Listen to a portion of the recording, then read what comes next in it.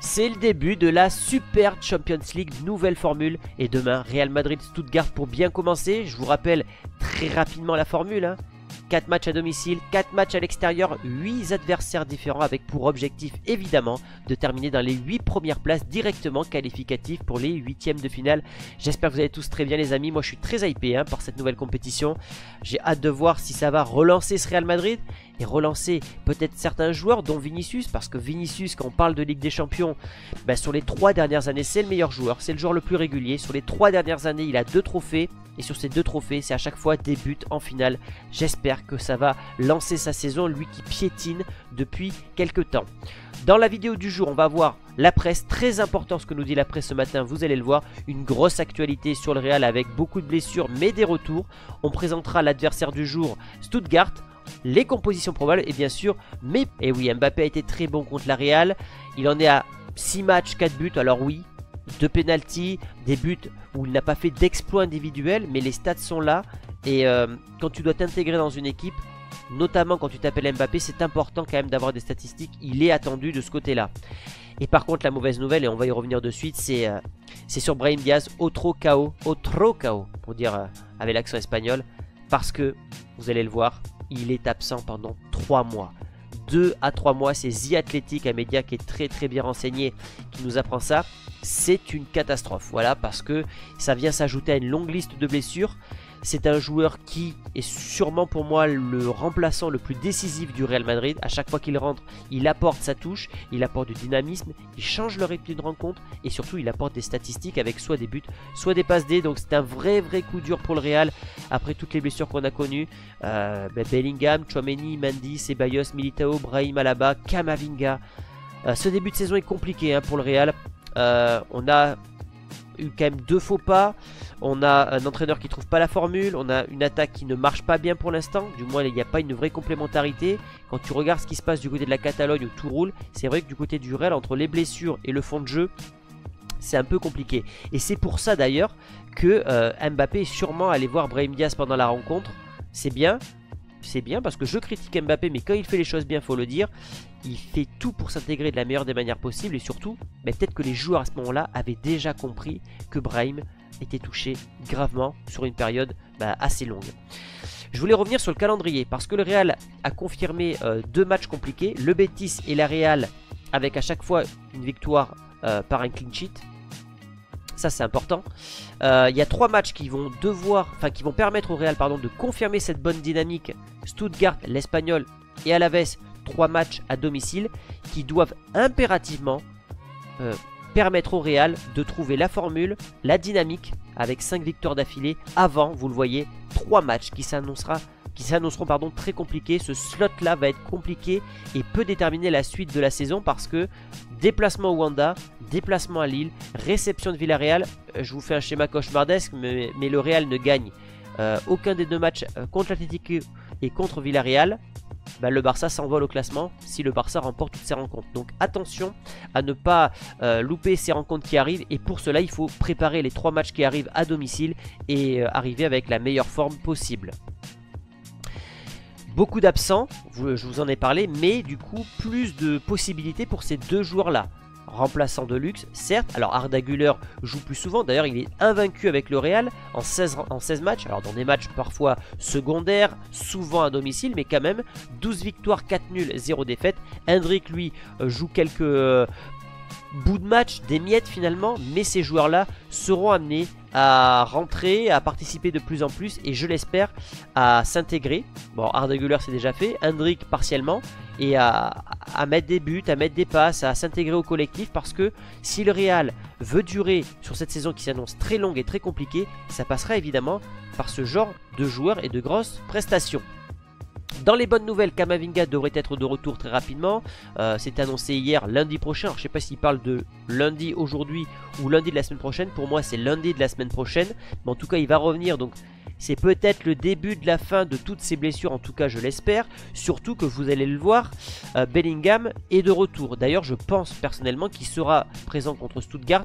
L'absence de Camavinga, l'absence de Bellingham sont préjudiciables pour ce milieu de terrain du Real Madrid. On a vu que Arda Güler, Valverde, Modric, c'est pas assez dynamique, ça change pas de rythme, il n'y a pas assez de création, le côté un peu feu follet que peuvent avoir Bellingham et Camavinga, et j'espère que donc les deux internationaux vont vite revenir. On va parler du dossier Rodrigo. Je vous ai mis ce sondage sur Instagram puisque hier l'équipe a mis ce dossier là moins en lumière depuis l'arrivée d'Mbappé. Rodrigo commence à s'agacer. Ça fait beaucoup de sorties, il y avait eu le Ballon d'Or, il y avait eu sa relation à la presse qui mettait en avant ses coéquipiers et pas lui. Bref, à chaque fois que Rodrigo prend la parole cette saison, c'est pour se plaindre. Donc je vous ai posé une question sur Instagram, donc allez m'y rejoindre. Est-ce que vous le voyez quitter le Real à la fin de la saison? 70%. Vous votez oui, enfin quasiment 69% pensent que Rodrigo va quitter le Real dans un an car il ne supportera pas ce rôle secondaire où il est un peu le bouche-trou. C'est ce qui décrit un petit peu, que ce soit avec la Seleção ou le Real. Bah, s'il n'y a plus de place ici, on appelle Rodrigo. Quand un joueur doit sortir, c'est Rodrigo. Et je vous avais dit depuis quelques temps, moi je pense que ça risque de mal tourner. Alors j'espère moi qu'il restera au Real. Mais en tout cas sur Instagram, vous m'avez dit, vous pensez comme moi, qu'il pourrait quitter le Real d'ici un an. Stuttgart maintenant, l'adversaire surprise parce qu'on ne s'attendait pas l'an passé à ce qu'ils soient directement qualifiés en Ligue des Champions. Ils sont pour l'instant 10e, alors ils ont joué que 3 matchs en Bundesliga, une victoire, un match nul, une défaite. Mais surtout, ce qui est intéressant à analyser avec cette équipe là, c'est qu'elle concède beaucoup de buts. Alors 2 buts en Super Coupe d'Allemagne qu'ils ont perdu au tir au but contre Leverkusen de Xabi Alonso. 3 buts encaissés dès la première journée contre Fribourg. Ils se sont ensuite imposés contre une petite équipe en Coupe d'Allemagne avant d'encaisser à nouveau 3 buts contre Mayence à domicile et de s'imposer finalement ce week-end contre Mönchengladbach, je ne sais pas si on prononce bien, mais ils ont encore encaissé un but. C'est-à-dire qu'à chaque match, cette équipe encaisse des buts. Alors ils en mettent beaucoup, c'est vrai, mais ils en encaissent. Donc je pense que c'est une équipe qui devrait, selon moi, réussir et fonctionner pour le Real Madrid. Cet entraîneur, c'est Sébastien Hoeneß, c'est le fils d'Uli Hoeneß, l'ancien boss, ce qu'on appelle les éléphants du Bayern Munich. C'est son fils qui est entraîneur, c'est un peu une révélation. C'est-à-dire qu'il est suivi depuis très longtemps en Allemagne et il confirme puisqu'il a amené Stuttgart en Ligue des Champions. Donc il faudra quand même s'en méfier, d'autant plus qu'il alterne les schémas tactiques. 4-2-3-1 à domicile, 4-4-2 avec deux numéros 6 à l'extérieur, donc Stiller et Karasor. Alors je connais pas beaucoup de joueurs dans cette équipe là, moi je connais Mittelstadt, c'est le latéral gauche qui était en équipe d'Allemagne. Je connais Nübel qui est ancien gardien du Bayern et de Monaco. Pour le reste de l'effectif, je ne connais pas trop, donc je ne m'avancerai pas, mais je me méfie quand même de cet homme là. Parce que surtout que le Real ne fonctionne pas très bien cette saison. Alors à domicile ça va, mais on n'est pas à l'abri d'une surprise. Concernant les compositions et la composition du Real Madrid, voilà ce qui est annoncé par plusieurs médias. À prendre avec des pincettes évidemment. Courtois dans les cages, toujours pas de Lunin. Mendy, Rudiger, Militao, Carvajal. Ça c'est la défense titulaire qui ne bouge pas, il y a une vraie régularité de ce côté là. Au niveau du milieu de terrain, 3 milieux avec une pointe haute. Tchouaméni qui ferait son retour avec Bellingham et Valverde. Si c'est le cas, c'est une très très bonne nouvelle. Deux ailiers, Rodrigo, Vinicius et une pointe Mbappé. Après tout ça peut changer, on peut avoir une pointe basse avec Tchouaméni et ensuite deux milieux centraux. C'est plutôt ça que je pense qu'on aura, Bellingham, Valverde avec un Bellingham plus sur le côté gauche. Et ensuite une attaque à 3 où chaque joueur peut changer, avec un Rodrigo qui lui va rester côté droit, mais un Mbappé et un Vinicius qui peuvent changer leur poste. Bonjour à toi, j'espère que tu vas bien et bienvenue dans cette vidéo. Voilà, nous y sommes. La semaine de la Champions League est engagée. Donc bientôt, tout le monde va devoir mettre sa plus belle tunique et aller écouter l'hymne de la Champions League, puis défendre son club. Donc oui, Madrid qui va donc devoir porter ses couronnes et aller défendre son titre. Pourront-ils doubler ce titre cette année? Pour l'instant, ça s'avère être compliqué hein, quand tu vois cet effectif-là, quand tu vois les méformes de Mbappé, de Vinicius et même un peu de Rodrigo, même s'il essaye tant bien que mal de s'en sortir, malgré le fait que le coach ne lui montre pas de la confiance. Hein, c'est compliqué, mais tu le sens bien que ces mecs-là, il manque quelque chose. Il manque des choses, mais le Real Madrid est un club quand même qui, en Champions League, sait faire totalement abstraction, je veux dire, des problèmes, les problèmes possibles pour se mettre en condition pour la Champions League. Donc, ça, ils ont l'habitude de le faire. Ils peuvent être nuls en championnat, mais en Champions League, on ne rigole pas. Donc moi, je me dis que ces mecs-là seront difficiles à battre malgré la situation en Liga. Je pense qu'en Champions League, ils resteront difficiles à faire bouger parce que les mecs, déjà, en Champions League, ça va jouer de manière ouverte. Donc Mbappé et Vinicius pourront s'exprimer parce que généralement en Champions League, tout le monde veut gagner, tout le monde va aller le plus loin possible. Et pour ça, il faut marquer des buts. Il ne faut pas se contenter de faire des matchs nuls pour après peut-être espérer gagner face à une autre équipe. Donc ça va généralement jouer de manière très ouverte parce que les équipes vont essayer d'aller chercher la victoire. Donc du coup derrière, Mbappé et Vinicius pourront s'exprimer. Donc je ne doute absolument pas du fait que Mbappé et Vinicius pourront marquer des buts et même beaucoup de buts en Champions League. Parce que comme je vous le disais, c'est un peu compliqué en Liga parce que les équipes vont jouer derrière, les équipes vont essayer de maintenir un score, les équipes vont essayer de capter un nul au Santiago et repartir. Mais en Champions League, non, tu es obligé de gagner si tu veux aller vers l'avant, surtout avec ce nouveau format. Donc croyez-moi, les équipes ne viendront pas pour jouer le bus ou le mur comme certains clubs en Liga. Donc c'est totalement différent, ce sont des compétitions différentes. Et là, je pense que Madrid pourra vraiment s'exprimer avec cette compétition-là, ce format-là. Donc je ne m'inquiète pas trop pour eux en Champions League. Donc ce qui est certain, Madrid va gagner ses matchs en Champions League. Je les vois même gagner le match à venir là très largement, franchement. Comme je le dis, ils sont en Champions League, c'est leur compétition et ils savent se surpasser lorsque l'hymne de la C1 se déclenche. Donc je ne m'inquiète pas du tout pour eux en C1.